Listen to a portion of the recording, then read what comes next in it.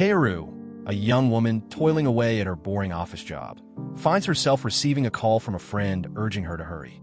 Hastening to finish her task, she reflects on the lack of excitement in her life, wishing she appeared less fatigued. Suddenly, she's overcome by dizziness and collapses. Upon regaining consciousness, she discovers a man apologizing to her whom she recognizes as God. He states that her world is filled with dimensional disturbances, and in his attempt to rectify one, she was unintentionally struck. Though he managed to rescue her soul, returning her to her original body is impossible. So as compensation, he proposes reincarnating her into a different world. Saying her farewells to her friends and family, Kaoru is surprised by their acceptance and reassurance that she'll thrive wherever she lands. God informs her that she'll be reborn into a world similar to Earth, but less technologically advanced. Concerned about potential dangers in this new realm, Kaoru demands an overpowered skill to ensure her survival. Upon meeting Celestine, the goddess overseeing her reincarnation, Kaoru is delighted as it offers Celestine a chance to converse with Earth's god, whom she has a crush on. Celestine grants Kaoru the ability to comprehend and communicate in the language of her new world along with a younger body. Contemplating the skill that would best ensure her survival in this medieval-style world of magic, monsters, and hunters, Kaoru settles on the ability to make potions with any desired effects. Despite Celestine's hesitation due to the skill's potential overpowered nature, Kaoru insists, citing her promise from Earth's god. Expanding on her request, Kaoru also asks for the ability to create her potion container at any size along with an item box boasting limitless storage capacity. Although taken aback by Kaoru's audacity, Celestine ultimately concedes to her demands to avoid displeasing Earth's god. As Kaoru prepares for her reincarnation, she makes one final request of the goddess, to be her friend. Despite Celestine's initial exasperation, she agrees, and with a flash of light, Kaoru is transported to her new world. Immediately, she notices she can understand the birds chirping and assumes it's part of her communication ability from the goddess. Eager to test her potion-making skill, Kaoru creates a healing potion to mend the wound on her head from the tree. Refreshed, she sets off for the nearest town, but soon finds herself exhausted from the journey. With another potion, she replenishes her stamina and continues her trek. Upon reaching the town, Kaoru decides to sell her potions to earn money. However, the receptionist at the Hunters Guild suggests she sell them to a pharmacist instead. Worried about accommodation without any funds, Kaoru is relieved when Gilda, the receptionist, offers her a place to stay for the night. Kaoru's attempts to sell her potions are met with skepticism from the adventurers who doubt the effectiveness of her claims. Despite this setback, she finds herself offering her services for odd tasks in exchange for food and lodging for the night. However, her fortunes take a turn when an injured man is brought into the guild and Kaoru decides to intervene. Ignoring the hunter's puzzlement, she administers her potions to the injured man, healing him almost instantly. Her miraculous display of healing earns her the admiration of those present, who begin to see her as an angelic figure. However, Kaoru soon realizes the potential danger of drawing attention to her extraordinary abilities in a world where magic is rare and highly regarded. Despite her desire to keep a low profile, she is summoned to meet with Baron Runer, the Lord of the Land, setting the stage for new adventures and challenges in her newfound world. Kaoru finds herself in a difficult situation when she's taken by force to the Baron's mansion. Despite her initial fear, she cleverly uses her bracelet's association with damage to manipulate the situation to her advantage. With a plan forming in her mind, she buys herself time by requesting to repair her bracelet, all while plotting her escape. When given the opportunity, Kaoru seizes it by incapacitating her assigned assistant Hannah and using her appearance to disguise herself. With her newfound guise, she swiftly gathers her belongings and escapes the mansion unnoticed, leaving behind a bewildered Baron and a trail of confusion in her wake. Kaoru finds herself in a precarious situation as she hides behind a tree, hoping to evade her pursuers. With a change in her appearance, she hopes to avoid recognition as she prepares to continue her journey toward the royal capital.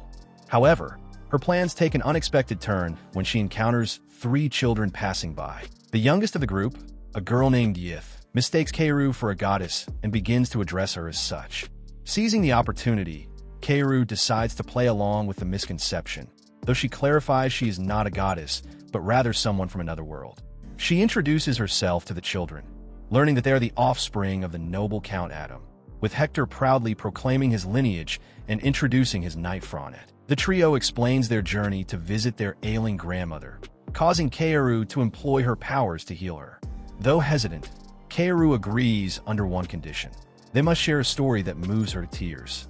While initially unimpressed by the children's tales, it's Franet's heartfelt account of her sacrifices as a knight that finally stirs Kaoru's emotions. Overwhelmed, she channels her empathy into 3 potent potions brewed from her tears. Kaoru entrusts Hector with 1 potion for his grandmother's recovery and advises Fronet to keep hers for moments of utmost trust. The final potion she reserves for Franet's personal usage, a tool of healing to be wielded with care and intention. The children's origins from the western kingdom of Balmor are revealed, and a month later, their father Count Adam shares their encounter with the goddess with King Sergei. Initially skeptical, the king witnesses Franet's transformation after consuming her potion, sparking belief in the miraculous abilities of Kaoru. Impressed by the potion's effects, Fronet offers her second potion to Roland, the former crown prince who lost the use of his right arm in battle. With Roland's arm restored, Sergei considers reinstating him as the rightful heir to the throne, but Roland expresses disinterest in the burdens of kingship, preferring a simpler life. Meanwhile, Kaoru arrives in Ais, the capital of the eastern kingdom of Brancott, only to discover that the populace worships Celestine. In a bid to avoid repeating her past missteps, Kaoru ventures into a pawn shop to sell some items acquired from the Baron's mansion. Initially skeptical of the legitimacy of her goods, the shopkeeper is moved by her tale of inheriting them from her recently deceased mother and ultimately purchases them. Meanwhile, at Brancott Castle, Prince Fernand laments his mountain of paperwork, foreseeing even greater administrative burdens when he ascends the throne. Joined by his friends Fabio and Alan, they opt for a respite and head out for a meal. To their surprise, they encounter a variety of novel dishes at a local restaurant where Kaoru works as a maid. Astounded by the flavors, Fernand and Fabio express preference for the restaurant fare over palace cuisine, while Alan acknowledges Kaoru's role in introducing these culinary delights. Intrigued by Alan's suggestion, Fernand and Fabio listen in on Kaoru's conversation to disclose the source of the restaurant's unique appeal. When Kaoru finally approaches them, they seize the opportunity to seek her counsel on matters of governance. Her unexpected advice to lower taxes catches them off guard, but she explains how this measure could stimulate economic activity by attracting more merchants and farmers, ultimately boosting revenue through increased trade and productivity. Initially skeptical, Fernand and Fabio mull over Kaoru's proposition and gradually come to recognize its merit. However, Fernand in particular finds himself increasingly drawn to her. As the busy day at the restaurant winds down, Kaoru and her colleagues gather to share a delightful meal prepared by Kaoru herself. Amidst the warmth of the moment, she reflects on how her decision to use her potion powers for culinary efforts has brought a sense of contentment in her life in this new town. However, her peace is soon disturbed by the persistent presence of Prince Fernand, whose frequent visits and demands for exclusive service begin to wear on her patience. Frustrated by his entitled behavior, Kaoru finally reaches her breaking point and confronts him, firmly admonishing him for his disrespectful conduct and warning that continued disrespect will result in his exclusion from the restaurant. Despite Fernand's friend's attempts to reason with him, his pride is wounded by Kaoru's rejection, so he reluctantly ceases his harassment of her. With Fernand no longer frequenting the restaurant, Kaoru hopes for a return to the peace she had enjoyed before. However, her hopes are dashed when she receives a summons to the castle, disrupting her peace once again. As she arrives at the grand event dressed in the stolen dress from the Baron's mansion, Kaoru is met with a mixture of curiosity and apprehension from the castle guard, who quickly admits her upon verifying her invitation, but harbors suspicions about her character. Kaoru finds herself amidst a sea of eloquently attired women vying for Prince Fernand's attention, each hoping to be chosen as his bride. Despite the magnificence of the occasion, she chooses to wear her humble maid attire, preparing to fulfill her duties serving the nobles in attendance. Meanwhile, Fernand grows increasingly frustrated as he searches for Kaoru, unable to locate her despite extending a personal invitation. His friends Fabio and Alan attempt to lighten the mood with teasing remarks about his stern demeanor, potentially scaring off his future bride. However, Fernand remains fixated on finding Kaoru despite their jests. When Fabio informs him of Keiru's presence serving guests, Fernand hastily makes his way toward her. Upon encountering Keiru, he demands an explanation for her attire, questioning why she is not wearing a dress like the other guests. She slyly asserts that as a maid, her role is to serve, and thus she dresses accordingly. Unconvinced, he immediately contacts his subordinate to inquire why the clothes he selected for Keiru were not delivered as instructed. As the man insists he deliver the package, Keiru reveals she never received any explanation and assumed it was meant for the neighboring business. Fernand, frustrated with the mix-up, still expresses his relief that Keiru managed to attend and immediately moves to introduce her as his fiancée, shocking everyone present. Despite the unexpected announcement, he proceeds to introduce her to his parents, suggesting the possibility of having a noble adopt her to elevate her status. However, Keiru swiftly rejects his proposal, asserting that she wasn't even consulted about the idea of marriage. She refuses to sacrifice her freedom and privacy to become a queen despite his declarations of love for her intellect and beauty. In a dramatic gesture, she breaks a plate and uses a shard to mark her own face, declaring herself a fool and claiming to have no value to him. Despite his protests, she dashes out of the castle, leaving Fernand's friends to advise him against pursuing her.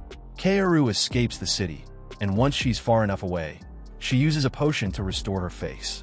Relieved to be free from the prince's advances, she hitches a ride with a merchant named Johann, offering him advice on his business along the way. Despite his offer of a job, she decides to strike out on her own, determined to forge her own path.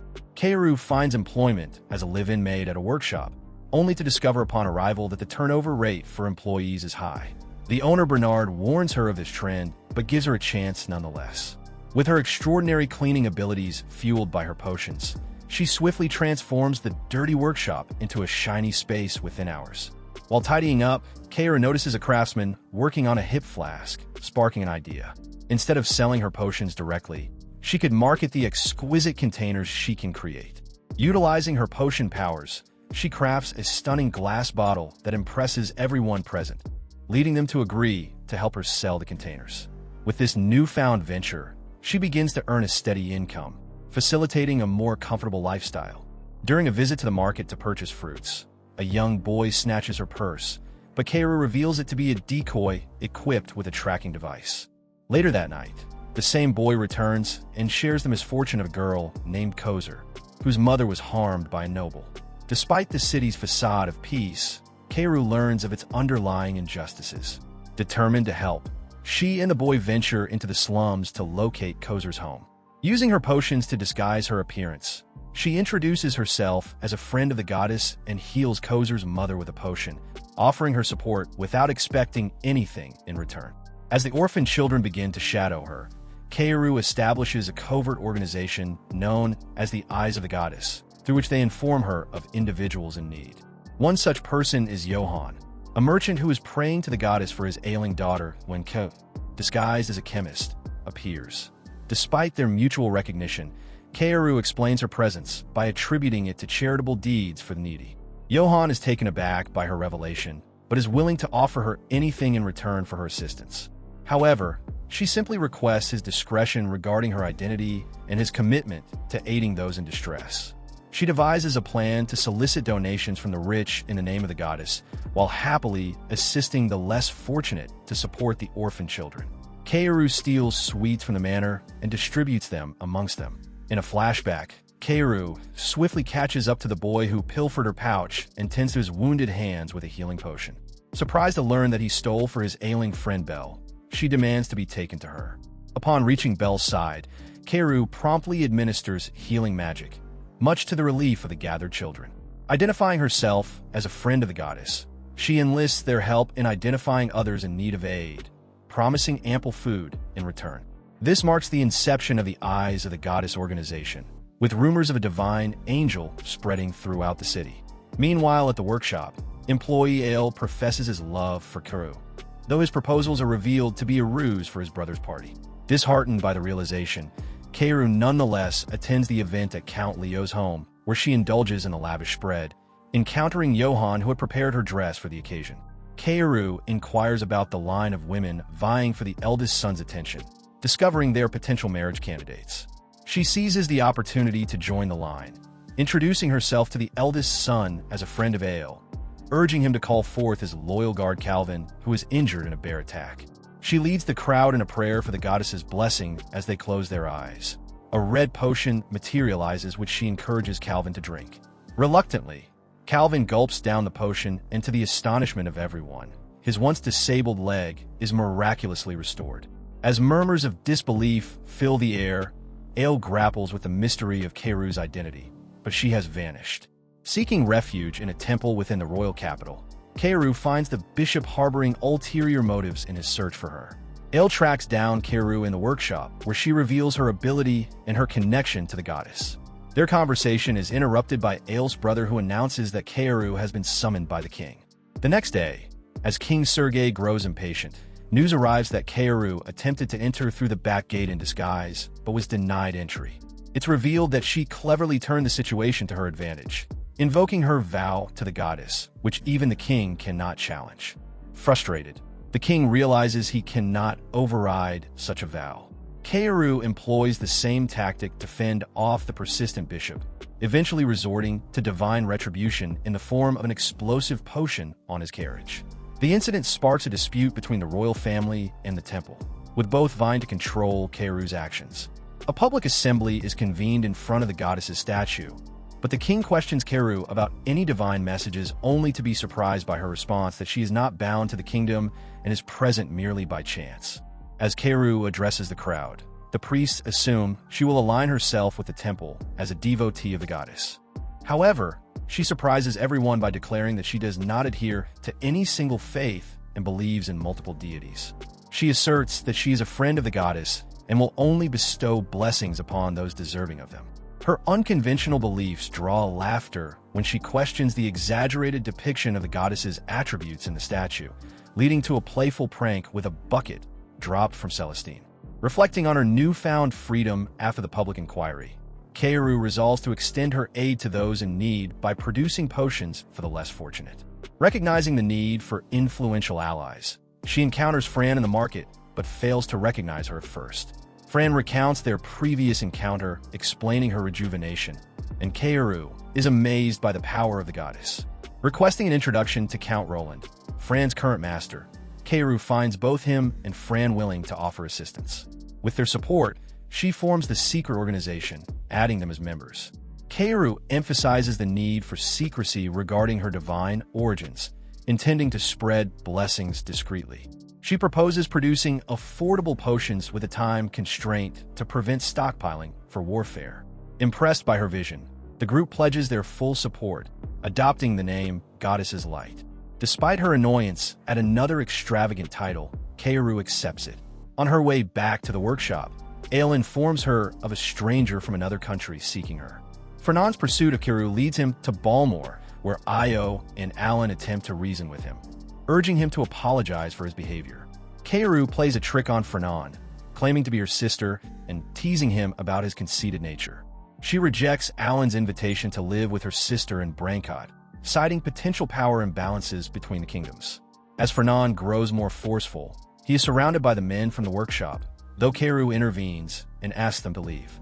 Fernand is eventually pulled away by his friends, questioning whether they truly encountered Keiru or her sister, as she doesn't have the scar that would identify her. Despite Fernand's persistence, it's evident that Keiru holds no interest in him. Now in the Holy Land of Rueda, the Pope learns of Balmore's rejection of their summoning of Keiru. Rueda's authority has waned since Celestine's descent 53 years prior, and they believe the goddess's blessings should be exclusive to their land. Meanwhile, Keiru's potions bring positive changes to Balmore, though she prioritizes advancing medical technology over increasing production. She directs Johann to distribute potions to neighboring kingdoms, seeding them in Branos and the Empire of Aligot. The king of Aligot hears of the potions and orders an invasion of Balmore to seize Keiru and replicate the potions. Back in Balmore, Keiru's generosity extends to providing housing, utensils, and financial education for the orphan children. She happily aids sick families at night using the tears of the goddess, believing herself unrecognized until a healed girl presents her with a flower, surprising Keiru. As tensions escalate with the imminent threat of Aligot's invasion, King Sergei and Roland strategize to counter the enemy forces. Meanwhile, emissaries from Rueda arrive seeking custody of Keru before the war erupts. Sergei considers turning them away, but Roland insists on meeting Keira first. When they do, the emissaries urge Keru to evacuate to the Holy Land for safety. However, Keira suspects Ruda's collaboration with Aligat and exposes their betrayal, leading to the arrest of the emissaries on espionage charges. She tasks Roland with informing other nations about Ruda's treachery before departing on a walk, intending to confront Aligat's forces. Back at the house, Keru advises the orphan children to flee if danger arises, but they insist on accompanying her out of gratitude. Accepting their resolve, Keru devises a plan to evacuate villages in the enemy's path, securing food and water supplies while preparing to confront the invaders. Francette alerts them to the approaching enemy, and they observe a bishop accompanying the enemy commander, indicating collusion with Rueda. They patiently wait for the logistics unit to cross the canyon, and then sabotage their supplies with explosives provided by Keru. As the main unit returns, they find their supplies destroyed, foiling their invasion plans and dealing a significant blow to Aligat's forces. As the enemy advances to seize the remaining resources in the building villages ahead, they are met with a devastating realization. All the water has been poisoned, and there is no food to be found. Amidst this chaos, a young villager rushes to Keru with crucial information. The enemy has taken control of a secret well hidden from their knowledge. Betrayal from within has led to this dire situation. But Keru wastes no time and, accompanied by her companions, sets off to confront the enemy at the village. While Roland and his soldiers engage the enemy in combat, Keru and the children head towards the well. They reach a shed concealing the well and cautiously approach. Inside, they find 3 enemy soldiers guarding the vital water source. The soldiers recognize Keru and accuse her of poisoning the wells. With tension rising, Keru ponders the best course of action, aiming to resolve the situation without drawing attention. In a bold move, Belle snatches the bottle from Keru's hand and dashes towards the well, determined to take matters into her own hands. As Belle bravely leaps into the well holding the bottle of poison, Keru moves to stop her, but Emile intervenes, urging Keru to trust Belle's decision. With determination, Belle plunges into the well, leaving everyone in shock. Keru, concerned for Belle's safety, questions her actions, but Belle reaffirms her loyalty and duty to protect Keru as a member of the Eyes of the Goddess. The enemy guards, enraged by the destruction of their water source, attempt to retaliate, but are swiftly incapacitated by the poison created by Keru. Ale, overcome with worry, rushes to the well calling out for Belle. His fear turns to relief when he hears her voice responding from behind him. To his astonishment, Belle emerges unscathed, revealing that Keru had hidden her inside the item box, ensuring her safety during the risky endeavor. Emile rushes to Belle's side, embracing her with gratitude and relief, while Keru watches on, relieved that her plan to protect Belle had succeeded. As they approach the enemy outpost, Keru listens intently to the general's briefing on the tense situation, with both armies locked in a standoff and direct confrontation imminent. Keru devises a plan to turn the tide, using potions as bait. She sets her plan into motion, carefully deploying the potion strategically to lure the Imperial army into a trap. With precision and timing, they execute their maneuvers, drawing the enemy forces into a vulnerable position. As the Imperial army falls for the bait, they find themselves ambushed by Keru's group, who strikes swiftly and decisively. The battle rages on with Keru, leading her companions with skill and determination, using her potions to heal and empower her allies as they gain the upper hand against the enemy forces. Amidst the chaos of battle, Keru remains focused on her goal, driving back the Imperial army with relentless resolve. As the battle reaches its climax, Keru's presence on the battlefield becomes a beacon of both hope and dread. With the enemy forces closing in, she unleashes her fury, determined to protect her allies and secure victory. Roland's bold challenge distracts the enemy momentarily, but they soon redirect their forces toward Keru, surrounding her with overwhelming numbers. In a desperate bid to save her, Fran rushes to her aid, fighting valiantly despite the odds stacked against her. However, even Fran's incredible strength proves insufficient against the relentless onslaught of the enemy forces. As danger looms ever closer, Roland selflessly intercepts an arrow aimed at Keru, sustaining a grievous wound in the process. Witnessing her allies' sacrifices, Keiru's anger ignites, unleashing a devastating display of power that halts the battle in its tracks. With a commanding presence, Keiru issues orders to both friend and foe alike, compelling them to obey her will. She commends Fran for her unwavering loyalty and offers her a boon, which Fran selflessly dedicates to protecting her lord once more. Empowered by Keiru's blessing, Fran becomes a force to be reckoned with, wielding her newfound strength and holy sword to carve through the enemy ranks with ease.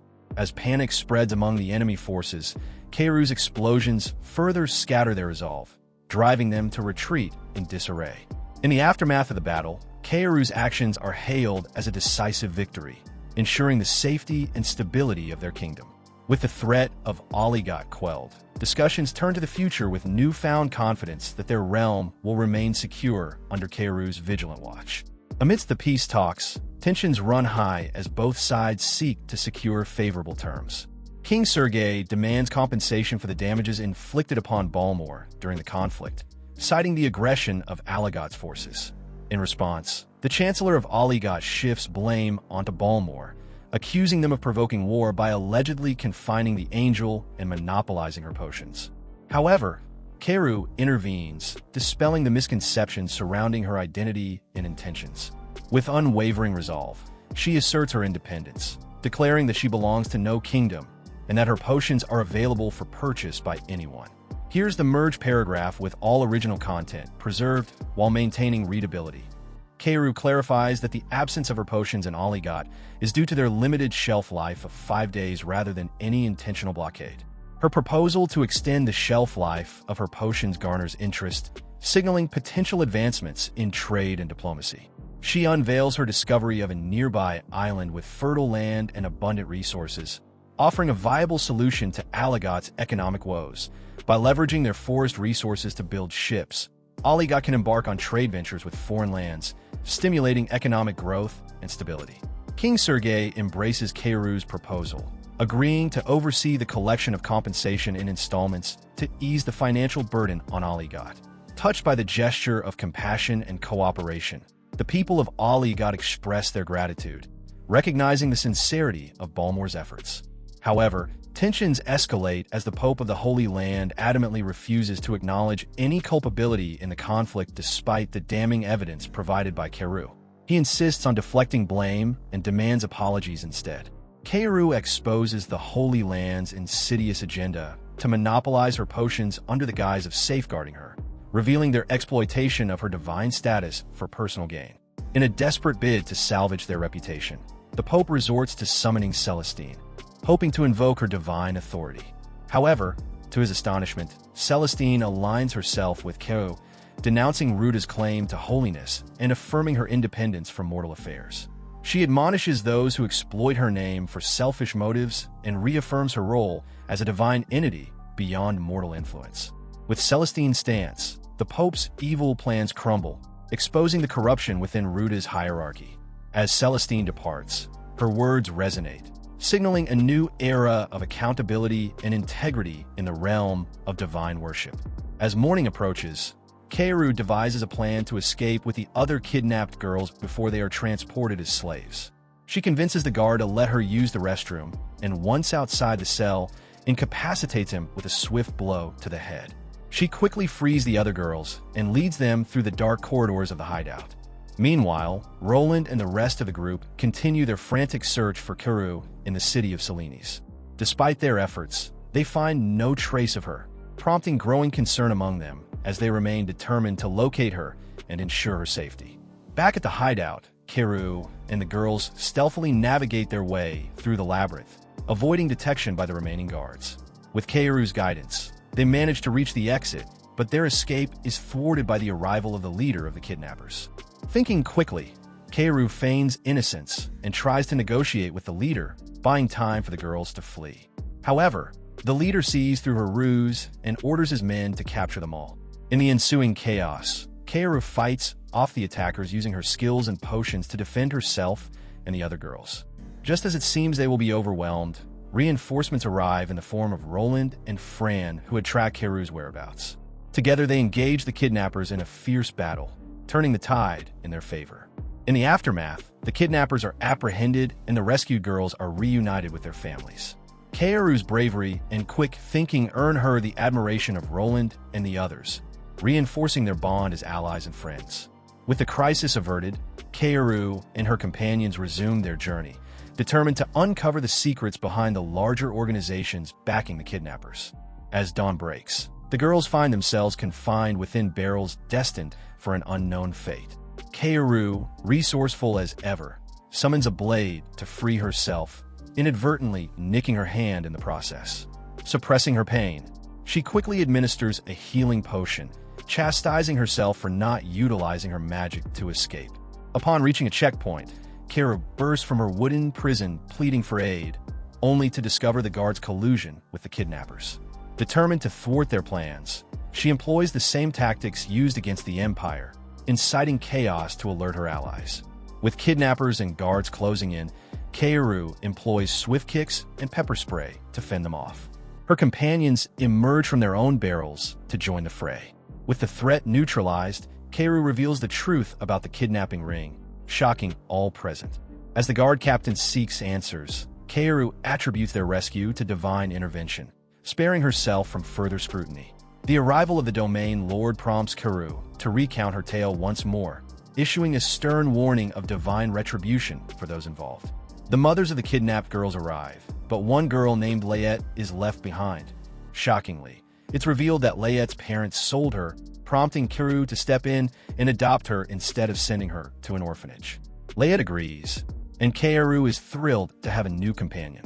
As they set off on their journey, Kaoru worries about Layette getting tired from riding horseback for too long.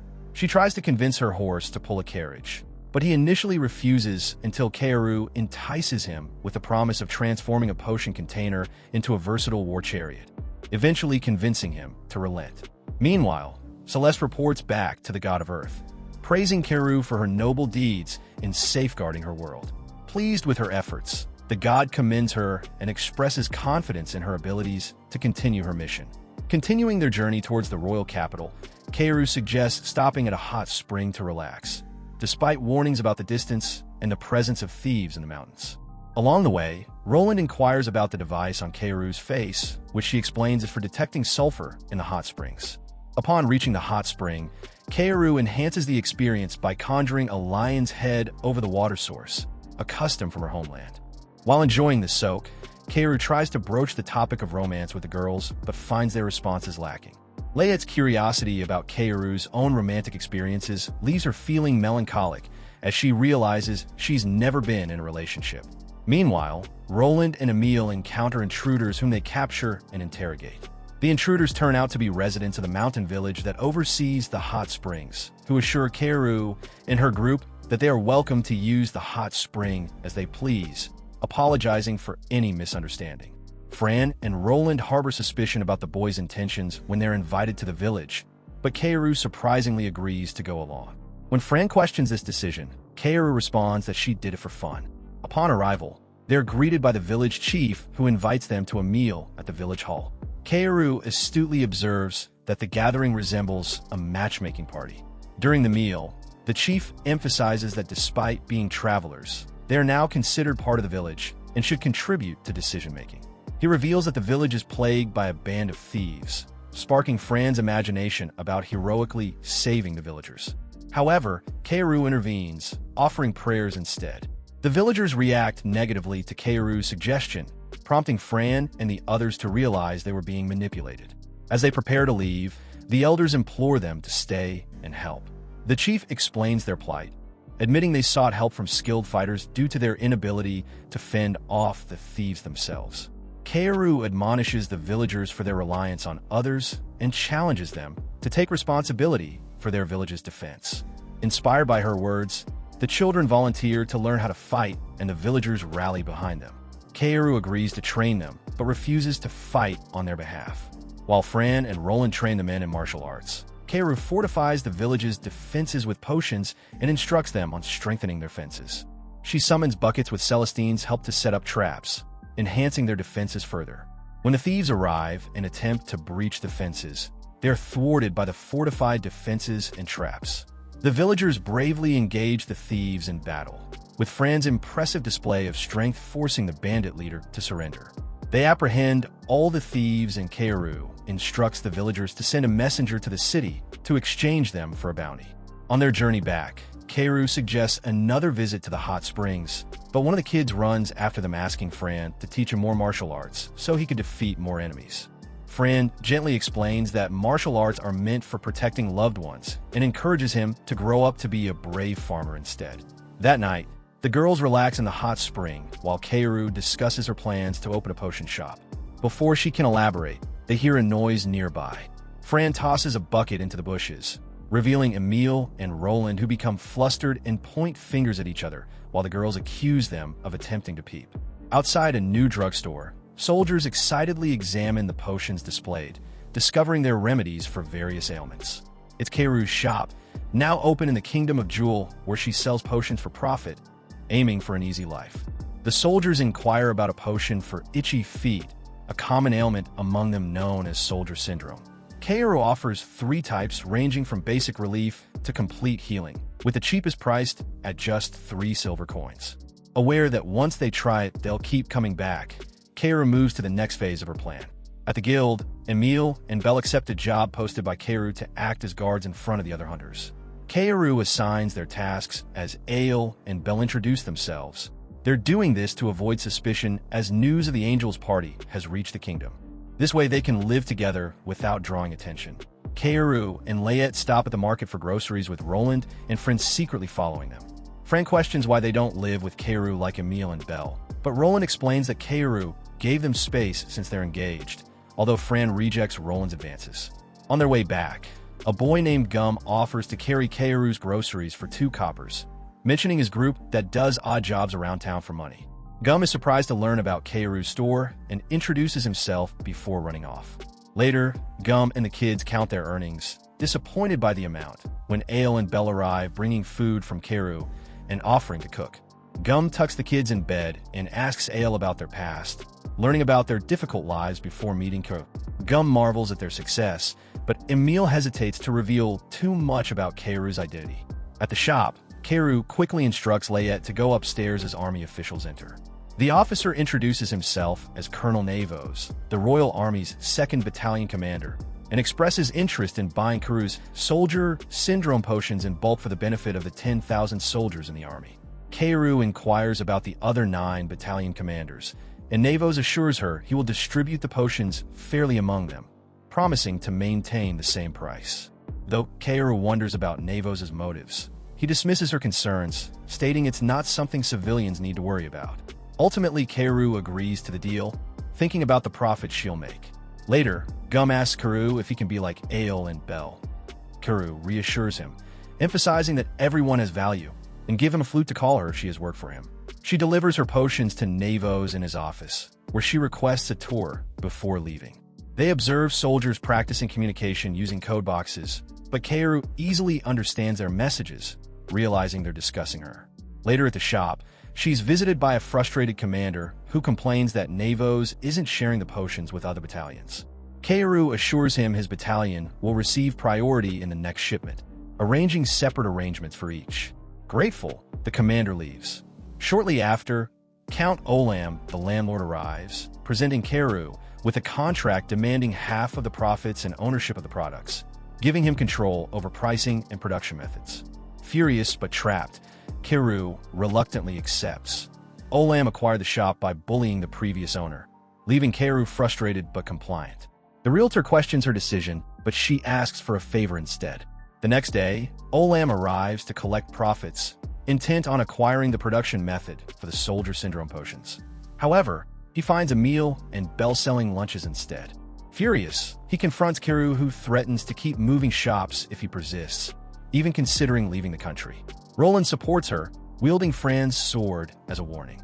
Cornered, Olam relents, returning the shop to Kaoru and promising not to disturb her again. They return to their original shop, but Belle insists they prepare to make lunches. Kaoru and the group face the reality of their lunch order, surprised by the unexpected demand. Despite their initial shock, they gear up to fulfill the order, even though Kaoru longs for an easier life. Meanwhile, a vegetable farmer's cart releases a rat into the city, causing a stir. Amidst the chaos, Belle rushes in during Keiru's lunch preparations. Layette tries to wake her, but Keiru struggles to shake off her weariness. As they diligently work on the lunches, Keiru briefly considers using her abilities to expedite the process but opts to do her best manually. Despite their efforts, Keiru's lunches are the only ones left unsold. Devastated by the lack of recognition for her recipes, she feels frustrated and disheartened. Her friends try to support her by buying some of her lunches, but Keiru remains disheartened, reflecting on their future plans for the drugstore. During their lunch-selling woes, Fran informs Keiru their potion stock is running low on fever remedies. Concerned, Keiru prepares to restock and deliver potions to the army, while Fran decides to secretly follow her, leaving Roland in charge of the store. Gum and his friends escort Keiru to the office, expressing gratitude for Ale and Belle's support in their spare time. Upon arrival, Keiru meets Commander Lurs, introduced by Navos. She raises the issue of the complaint about potion distribution, but Navos realizes his lack of malicious intent. However, upon inadvertently decoding a secret document on the table, she accuses Navos of unauthorized potion sales and financial misconduct. Perplexed, Navos questions how she decoded the document seized from a gang involved in stealing military supplies. Keiru reveals her ability to decipher it, a gift from Celestine, and proceeds to explain its contents. Impressed by Keiru's skills, Navos offers her a position in the army, but she politely declines. Later, Lurs visits her shop with a personal request, inviting Keiru to his house. She and Layette accompany him, surprised by the grandeur of his residence despite Lurs' noble status as a viscount. Keiru notices the modest furnishings and wonders about his financial status. Lurs shares his predicament. His family's domain has faced crop failures, depleting their finances. Desperate to alleviate their struggles, he seeks a hidden treasure passed down through generations. However, the location remains a mystery with only a coded document as a clue. Despite Keiru's efforts to decipher it, the document offers no insight into the treasure's whereabouts. Disheartened, Lurs explains that previous generations had searched in vain, only knowing that the treasure was once in the capital. Feeling compassion for Lurs' situation, Keiru decides to help by creating a potion in the shape of a metal detector programmed to detect gold above a certain threshold. Initially, it reacts to the gold in Lurs' possession, but when adjusted to a higher threshold, it leads them to the treasury. However, they're disappointed to find only remaining gold coins there. Keiru eliminates the gold coins from the search, but the detector fails to locate any other significant gold. Keiru realizes the total weight of the gold coins is insufficient to trigger the detector's response, indicating something else must be triggering it. Rushing into the room behind the treasury, Keiru urges for the wall to be cut open, suspecting the treasure might be hidden inside. However, they find the wall empty, leading to disappointment. As they discuss the setback, Layette interrupts, seeking Keiru's help for a buck bite. While attending to Layette, Keiru has a sudden realization. She rushes back to the vault and scratches it with a coin, revealing that the vault itself is made of gold, constituting the hidden treasure. Lurs rejoices at the discovery, but Keiru reminds him that solving the underlying issues causing the crop failures is essential, as even the treasure will deplete if the problems persist. Lurs gratefully prepares a meal for them and introduces them to his family. Keiru's illusions of being embraced by a noble family shatter when she realizes the Viscount's sons are only interested in obtaining the Soldier Syndrome potion from her. Later that night, Gum urgently seeks Keiru's help, leading her to his sick friends. It becomes evident that a widespread epidemic has gripped the city, with many falling severely ill with fevers and coughs. Keiru fears it may be an epidemic and witnesses its rapid spread, causing widespread closures across the city. Navos discloses that the epidemic originated from the village of Goa east of the capital, now under army-enforced lockdown. Roland expresses doubts about the royal family's handling of the crisis, while Fran worries about the villagers' dwindling food supply due to the lockdown. Despite contemplating waiting for the situation to resolve itself to resume her easy life, Keiru resolves to help everyone, disregarding the risk of exposing her identity. She rallies the others, declaring her commitment to aiding those in need, invoking the goddess's light. Gathering at the city center's goddess statue, Kaoru summons all the children with her whistle and instructs them to spread the news of her plan to distribute a cure to everyone by morning. She assigns Roland the task of informing the nobility while trusting Fran with delivering potions to Navos for the soldiers guarding the area. As morning breaks, the town assembles and Kaoru addresses the crowd, emphasizing the importance of maintaining order or facing consequences from the goddess. She conjures a statue of Celestine from which the potion flows, explaining its dual purpose to cure those already afflicted and prevent illness for others. Witnessing a man instantly feel better after taking the potion, the crowd eagerly follows suit. Recognizing the impracticality of everyone lining up in front of the statue, Kaoru entrusts Lurs with a bag of potions to deliver to the royal family. A noble arrives claiming ownership of the statue, but Kaoru responds by destroying his carriage. Begging for forgiveness, the noble is then directed to join the line like everyone else by Kaoru, who summons another statue. Soldiers are directed to the second statue after being cured.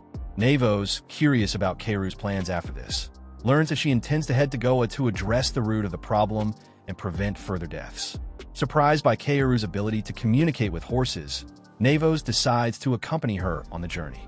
Upon arrival in Goa, Kaoru informs the villagers about the potion, initially met with skepticism. However, witnessing an elderly man instantly cured after drinking it convinces them, and soon the entire village is celebrating his health is restored. Meanwhile, Kaoru begins searching for the source of the epidemic. She consults extensively with the village chief, carefully piecing together the timeline of the outbreak. The discussion reveals that the earliest cases emerged from the valley, prompting Kaoru to deploy her specialized equipment, the Searcher. This unique device, resembling a glass container, serves as her trusted companion in detecting anomalies with precision and determination. Kaoru ventures into the heart of the valley, the Searcher humming softly as it scans the surroundings. Its subtle vibrations intensify as they approach a secluded area, signaling the presence of the virus. Kaoru's keen intuition guides her every move, her eyes shining with determination as she narrows in on the source. Suddenly, the Searcher's gentle hum escalates into a frantic buzz, indicating a significant anomaly nearby. Kaoru's heart races with anticipation as she follows its guidance, each step bringing them closer to the mysterious epicenter. Finally, they reach a clearing where an ominous black mass lies before them, emitting an evil aura. As Kaoru analyzes the scene, a realization dawns upon her.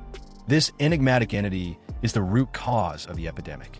With a sense of urgency, she summons Celestine, knowing their combined efforts are needed to confront this threat. Celestine, initially taken aback by the sight of the distortion, quickly rallies to Kaoru's side, her divine powers poised for action. Together, Kaoru and Celestine stand as a beacon of hope amidst the chaos, resolute, unwavering in the face of adversity. With determination burning in their hearts, they brace themselves for the inevitable confrontation. They successfully vanquish the distortion and restore peace to the afflicted village. Later, as the time to depart approaches, Navos raises a curious question about the fate of the statues of Kaoru left in the capital. To their surprise, they discover that the statues have self-destructed, leaving no trace of their existence behind. 5 days later, the group sets out on their journey, their destination uncertain. Kaoru proposes a visit to the ocean, a suggestion met with positive reaction from her companions. Amidst the anticipation of their next adventure, she reflects on her ongoing quest for a life of ease. Despite the challenges she faced, she finds solace in the happiness of her friends and remains resolute in her determination to persevere until she achieves her ultimate goal.